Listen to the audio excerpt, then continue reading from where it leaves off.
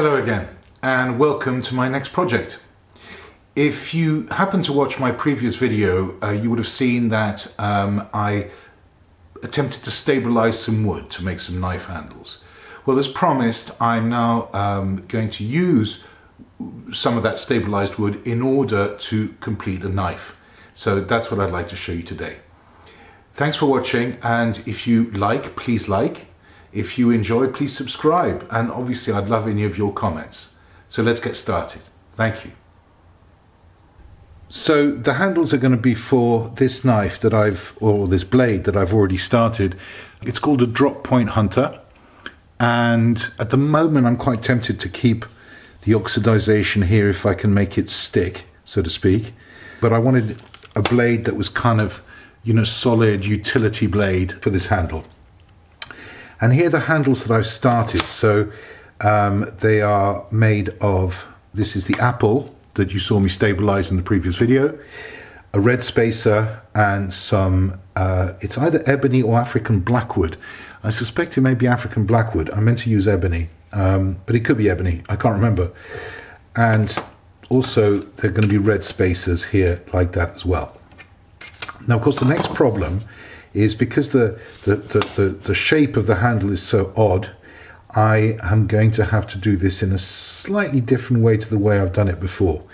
It's also a tiny bit short, and that was my fault. So what I'm planning to do is to drill in one of the knife scales, this one in particular.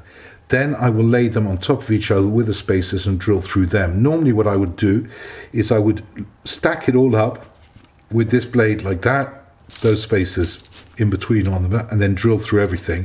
But I need to be absolutely sure that everything's going to be in the right place.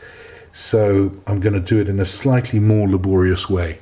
So the first thing I'm going to do is I'm going to position this blade exactly the way I want it. Obviously the ebony bolster is far too big. It'll be smaller than this, but this is I think where I kind of want it. And as you can see, it's very much at the limit of my apple wood. Now, very importantly, when you're doing this, okay, and I strongly suggest you do this, do not draw a circle and then drill. Drill through the holes of the blade. It really solves a lot of problems, because if there's any movement on the drill bit or anything, they will not match. And when you've got knife scales covered in epoxy, that is the last thing you want, believe me. So I'm going to go and do that now. I think the first thing I'm going to do, because I think that's the position I want it in, as you can see, a little bit wobbly because of some of the epoxy that's left on it, but I'm going to draw the outline so it'll be a bit easier to position if anything should slip.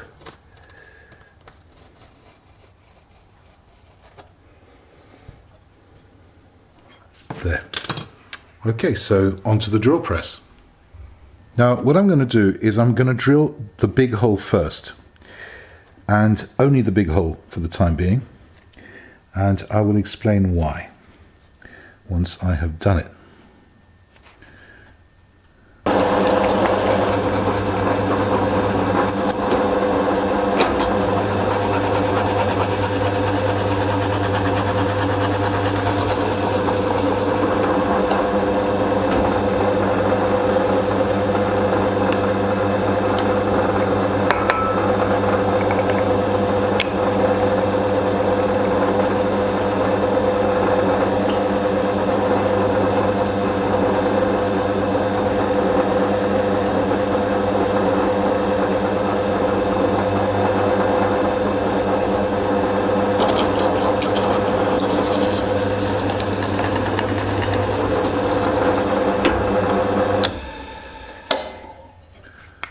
Okay, so the reason I did it that way is because I can then use something like this,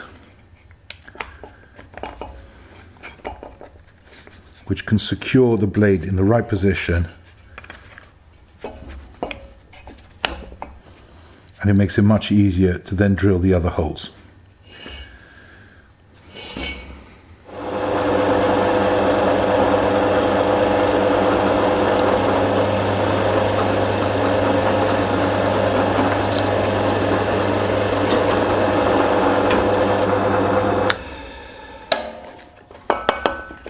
As you can see, I've done the same for the 6mm hole here. Now that means that I've got a pretty steady basis to drill here for the 3mm holes.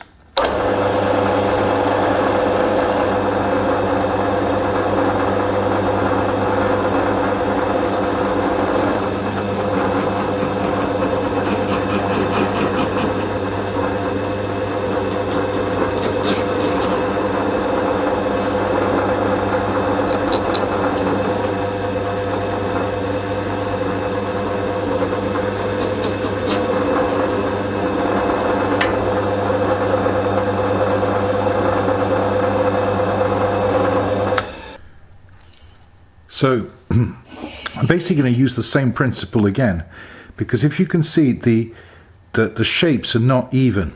So it's the only way I can work out how to do this, and the best I can do, I feel, is to line up the spaces, these spaces here, so that when the handle is finished, when the knife is finished,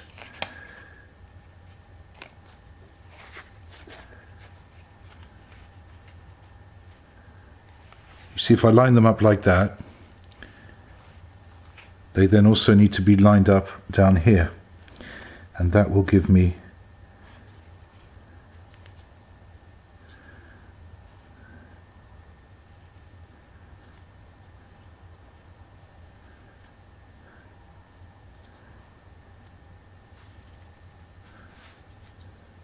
these are the ones that really annoy me, actually, the middle ones. Also, although, do I need to do it like this?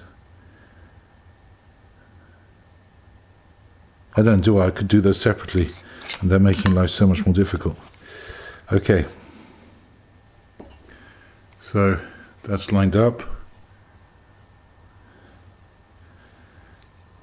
That's lined up.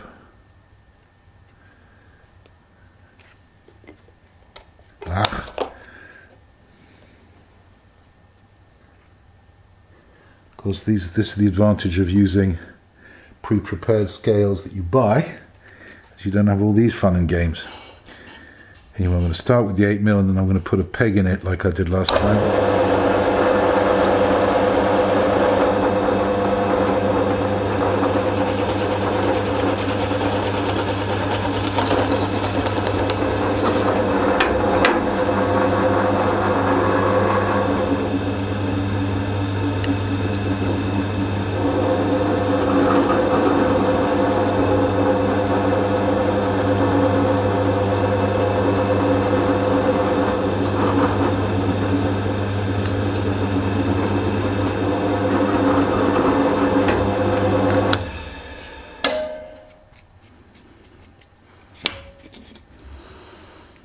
Great.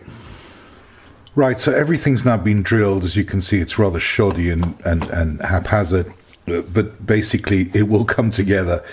But the next thing I need to do is now really get things into a sort of acceptable shape. Now, obviously, I don't want the bolster to come out over here, and I want it to come to about here.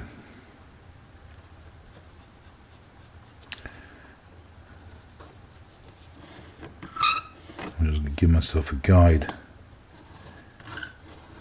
so I kind of know where not to go. So what I'm going to do now is I'm going to take the blade away. I'm going to use a slightly more convenient pin than this, pin it together, and then I can start taking away some of the excess in order to start shaping the bolster. The main part of the handle I will shape once it's all fixed together. But the bolster is really important to do before you fix it, because the risk of then damaging the blade while you're using the sand is too great. So I hope that makes sense.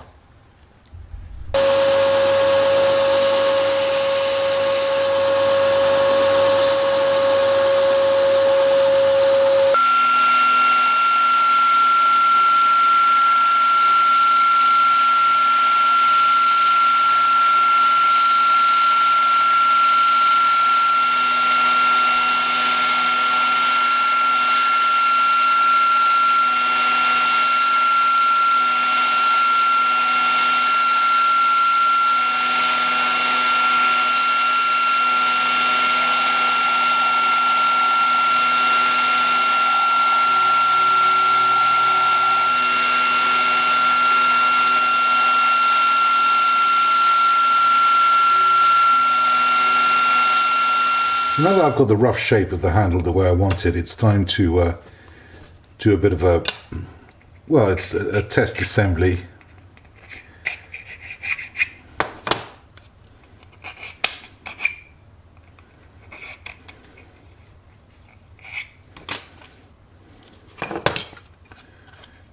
Make sure that everything goes together okay.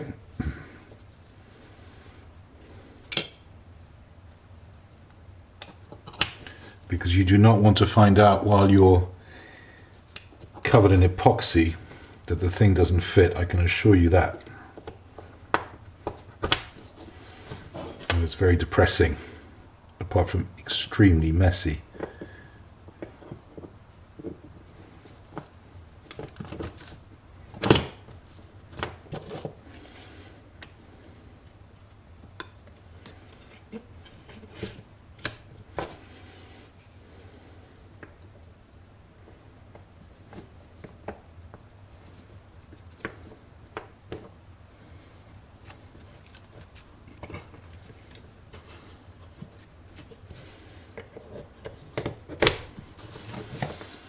Great.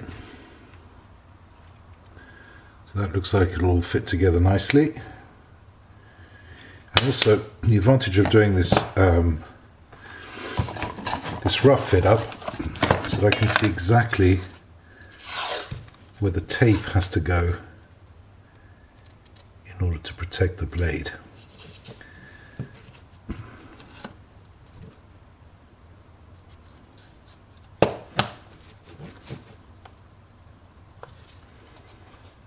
From then on, I can do it.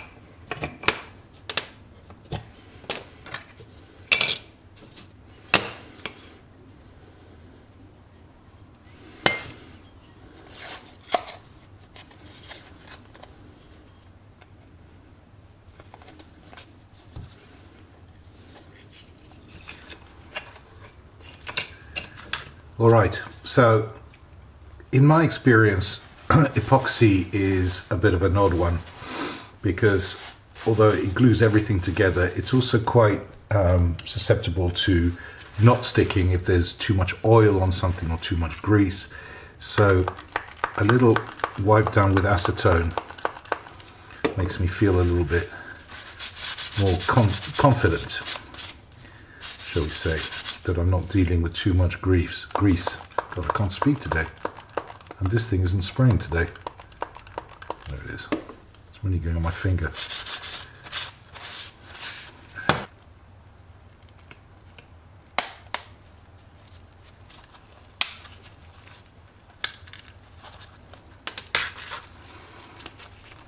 Now the one thing you don't want to do is to have too little epoxy prepared, because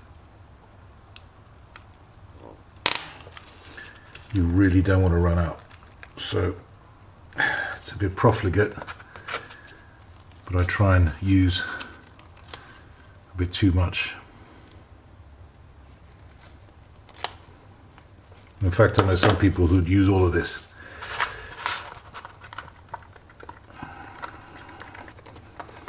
Now, as you can imagine, you have to work fairly swiftly.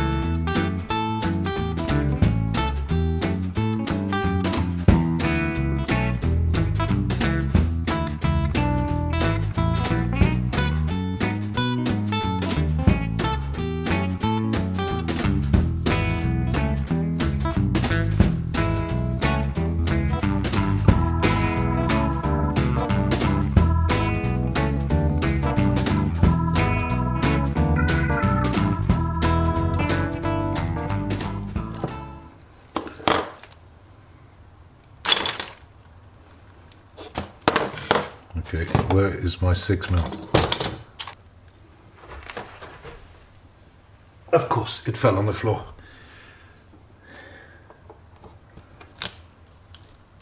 There. Okay, now.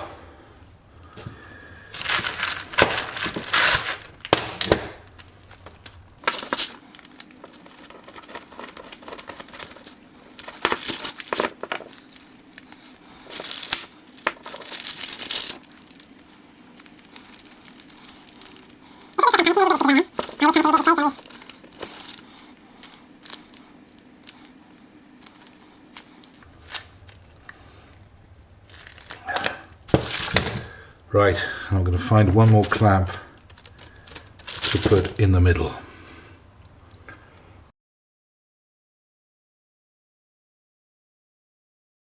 So here we are the next day.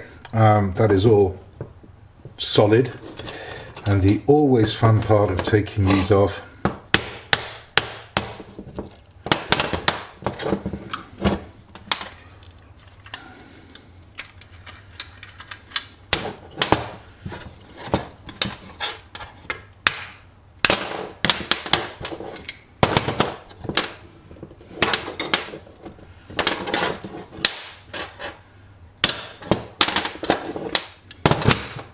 Okay, so here is the absolute mess.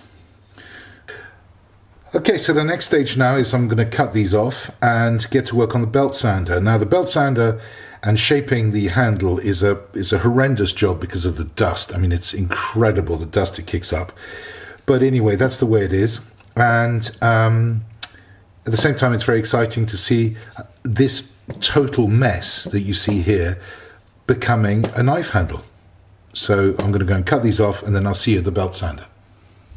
So just before I start sanding, I just wanted to say a couple of things about doing this. Well, mainly, use a fresh belt. Okay, when you're starting to work on a wood handle, especially with exotic hardwoods, use a fresh belt, because it's far less likely that you'll burn the wood, which you would do with a warm belt. So, and keep an eye on that you're not burning the wood as you sand. The other thing is wear plenty of breathing apparatus, glasses, etc., because it does kick up a hell of a mess. So here we go.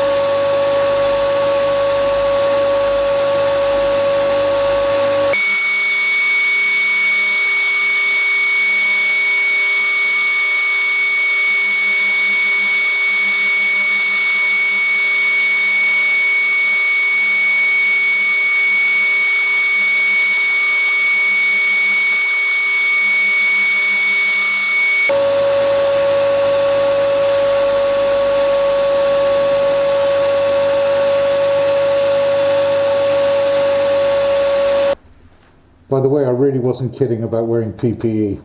The dust is unbelievable.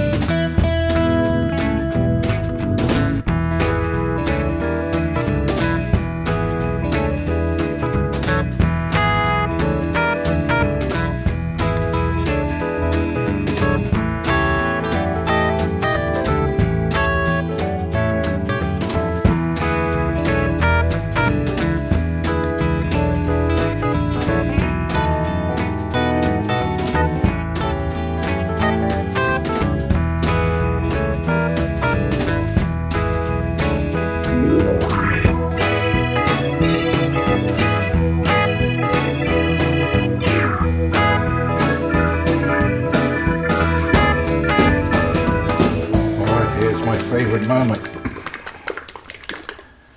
This is the bit that for me makes it all worthwhile.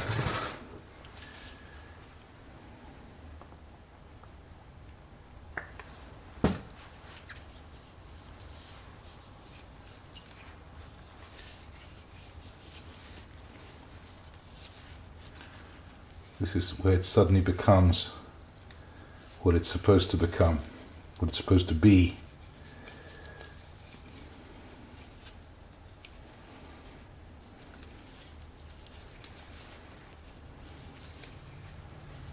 It's amazing because suddenly everything jumps out.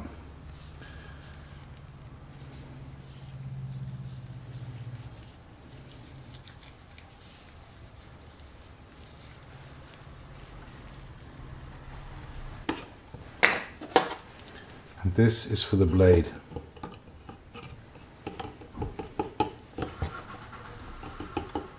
This is camellia oil.